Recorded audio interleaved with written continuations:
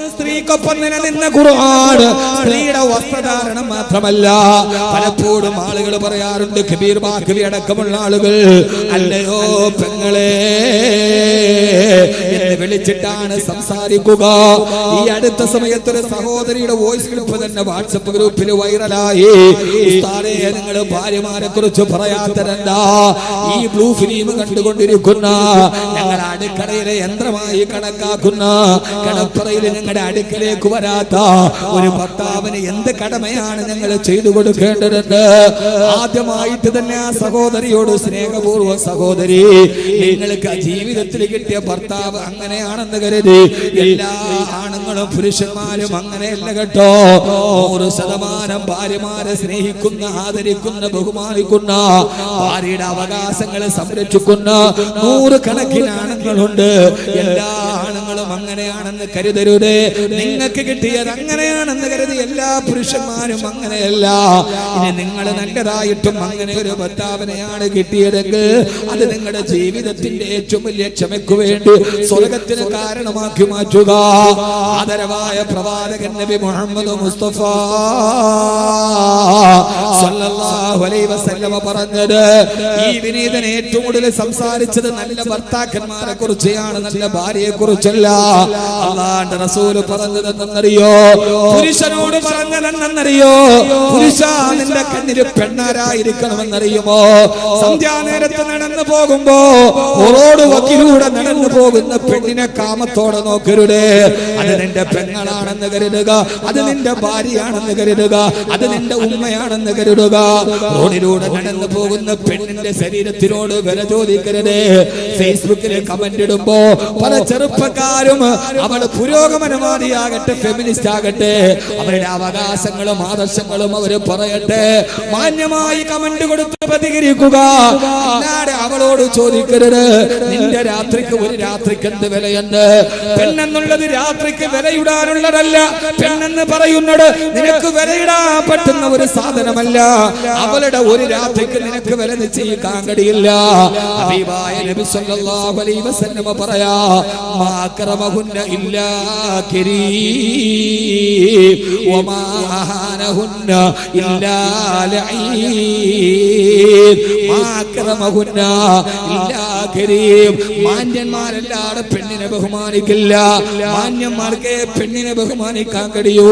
വമാ അഹാനഹുന്ന ഇല്ലാ ലഈൻ.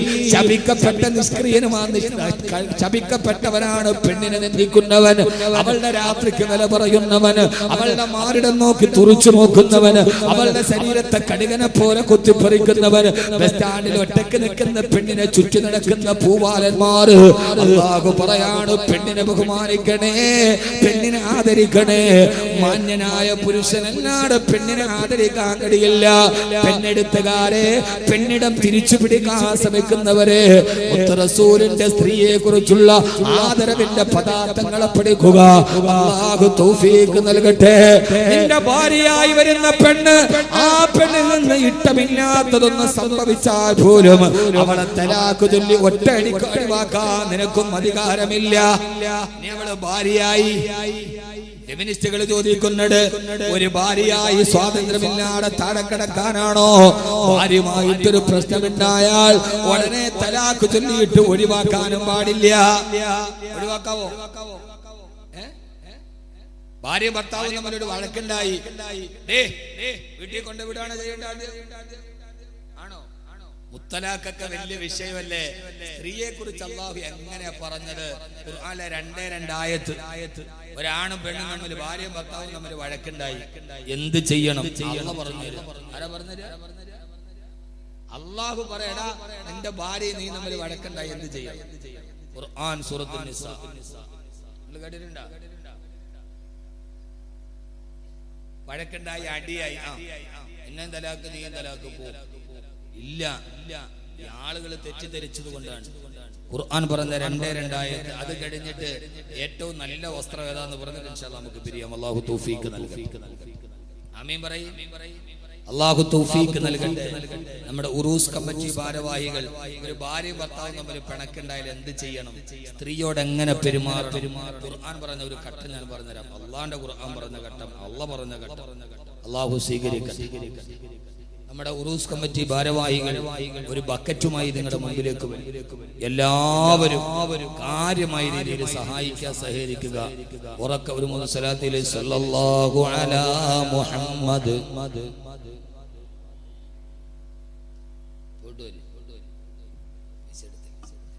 സല്ലല്ലാഹു അലാ മുഹമ്മദ്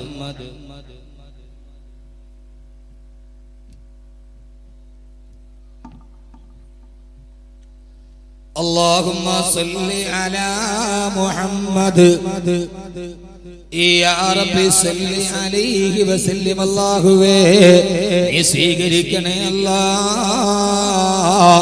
ഈ സദഖ ചെയ്യുന്ന സഹോദരങ്ങളുടെ ഹലാലായ മുറാദുകൾ ഹാസിലാക്കണേ തമ്പുരാനെ. ഐശ്വര്യം പ്രദാനം ചെയ്യണേ അല്ലാഹുവേ. നന്മ നൽകി അനുഗ്രഹിക്കണേ അല്ലാഹ്. അവരുടെ ജീവിതത്തിലെ എല്ലാ പ്രയാസങ്ങളും ബുദ്ധിമുട്ടുകളും മാറ്റി തരണേ അല്ലാഹ്. അല്ലാഹുവിന്റെ പ്രവാചകൻ നബി മുഹമ്മദ് മുസ്തഫ സല്ലല്ലാഹു അലൈഹി വസല്ലമ സ്വന്തം ജീവിതം കൊണ്ട് ഖുർആൻ വരച്ചു കാണിച്ച മുത്തു മുസ്തഫ സല്ലല്ലാഹു അലൈഹി വസല്ലമ ഈ ബേക്കൽ മക്ക പരിസരത്തിന്റെ ശബ്ദം കേൾക്കാനെത്തിയ പ്രിയപ്പെട്ട സഹോദരങ്ങളോട് സഹോദരിമാരോട് ഓർമ്മിപ്പിക്കുകയാ. അല്ലാഹുവിന്റെ ഖുർആൻ സ്ത്രീയെ കുറിച്ച് പറഞ്ഞതേതെന്നറിയുമോ? അല്ലാഹുവിന്റെ പ്രവാചകൻ പറയുന്നു, നിങ്ങളുടെ ഭാര്യ അത് നിന്റെ ജീവിതത്തിലോട്ട് കടന്നു വന്നവളാ. ആ ഭാര്യയെ നിന്റെ ജീവിതത്തിലൊരു ഭാര്യയായി സ്വീകരിക്കുമ്പോ തന്നെ നീ അല്ലാഹുവിനോട് കരാർ ഒപ്പിട്ടിട്ടാണ് വാങ്ങിക്കുന്നത്.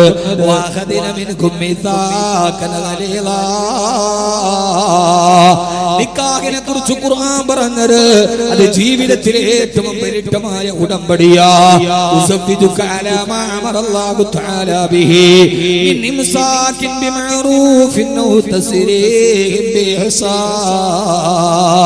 ഒരു വാപ്പ കല്യാണ സദസ്സിലെ ചെറുപ്പക്കാരാ നിന്റെ കൈ പിടിച്ചിട്ട് നിന്റെ ഭാര്യയുടെ വാപ്പ പറഞ്ഞതേതെന്നറിയോ?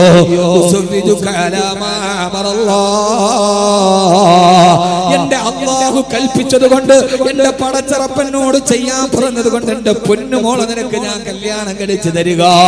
എന്റെ പ്രിയപ്പെട്ട ഭർത്താക്കന്മാരോട്, ഭാര്യക്ക് വേണ്ടി മാത്രമല്ല ഭർത്താക്കന്മാരോട്, ഏതെങ്കിലും ഒരു പെണ്ണിനെ നിനക്ക് ഭാര്യയായി കിട്ടിയെങ്കിൽ 18 വയസ്സ് വരെ മകളെ വളർത്തിയ വാപ്പ എങ്ങനെയാ നിന്റെ കയ്യിൽ തന്നത്?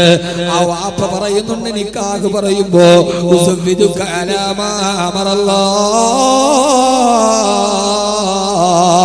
എന്റെ അല്ലാഹു എന്നോട് പറഞ്ഞത് കൊണ്ടാണ് കേട്ടോ 18 വയസ്സുള്ള എന്റെ പൊന്നുമോളെ നിനക്ക് കല്യാണം കഴിപ്പിച്ചു തരുന്നത്. അവൾക്കിനി ഭക്ഷണം കൊടുക്കാൻ എന്റെ വീട്ടിലില്ലാത്തത് കൊണ്ടല്ല, എനിക്ക് അവൾ അധിക ഭാരമായത് കൊണ്ടല്ല, എന്റെ വീട്ടിൽ നിന്ന് അവൾ പുര നിറഞ്ഞ് കിടക്കുന്നത് കൊണ്ടല്ല, ഒരു പരിചയവുമില്ലാത്ത നിന്റെ കൈവെള്ളയിൽ എന്റെ മോളെ ഞാൻ, എന്റെ പൊന്നുമോള്, എന്റെ കരളിന്റെ കശനമായ പൊന്നുമോളെ ഞാൻ ഏൽപ്പിച്ചു തരുന്നത് എന്റെ റബ്ബനോട് പറഞ്ഞത് കൊണ്ടാ, ഇതെന്റെ റസൂലുള്ളാഹിയുടെ സുന്നത്തായത് കൊണ്ടാ, ഇത് ഹബീബായ നബി മുഹമ്മദ് മുസ്തഫ സല്ലല്ലാഹു അലൈഹി വസല്ലമയുടെ സുന്നത്താണല്ലോ. നിക്കാഹു മിൻ സുന്നത്തി, നിക്കാഹിന്റെ ചര്യയിൽപ്പെട്ടടാ. അല്ലാഹുവിന്റെ പൊരുത്തം കിട്ടാൻ, എന്റെ ഹബീബായ മുത്തു മുസ്തഫാന്റെ സുന്നത്തിന്റെ പ്രതിഫലം കിട്ടാൻ എന്റെ പൊന്നുമോളെ നിന്റെ കയ്യിൽ ഞാൻ തരികയാ. ബിഇംസാകിൻ ബിമഅറൂഫിൻ ഔ തസ്രീഹിൻ ബിഇഹ്സാൻ. എന്റെ മോളുടെ ഭാഗത്ത് നിന്ന് നിനക്ക് ഇഷ്ടപ്പെടാത്ത എന്തെങ്കിലും സ്വഭാവമുണ്ടെങ്കിൽ ഇതേപോലെ എന്റെ മകളെ എനിക്ക് ഇങ്ങ് തിരിച്ചേൽപ്പിച്ചേക്കണം. എന്റെ മകളെ അടിക്കരുത്, എന്റെ മകളെ അപവാദം പറയരുത്. അവള് നിന്റെ പെങ്ങൾക്ക് നിന്റെ ഉമ്മാക്കും കൊത്തി കളിക്കാനുള്ളതല്ല, അമ്മായിയമ്മ പോര് തീർക്കാനുള്ളതല്ല, നാത്തൂമ്പോര് എടുക്കാനുള്ളതല്ല. ഭർത്താക്കന്മാരെ ഞാൻ നിങ്ങളും അടക്കമുള്ള ആളുകൾ നിക്കാഹിന്റെ വേദിയിൽ 100 കണക്കിന് ആളുകളെ സാക്ഷി നിർത്തിയിട്ട് വാപ്പ പറയുന്നുണ്ട്, എന്റെ മകളുടെ സ്വഭാവം ഇഷ്ടപ്പെട്ടില്ലെങ്കിൽ ക്ഷമിച്ചേക്കണേ, ക്ഷമിക്കാൻ പറ്റില്ലെങ്കിൽ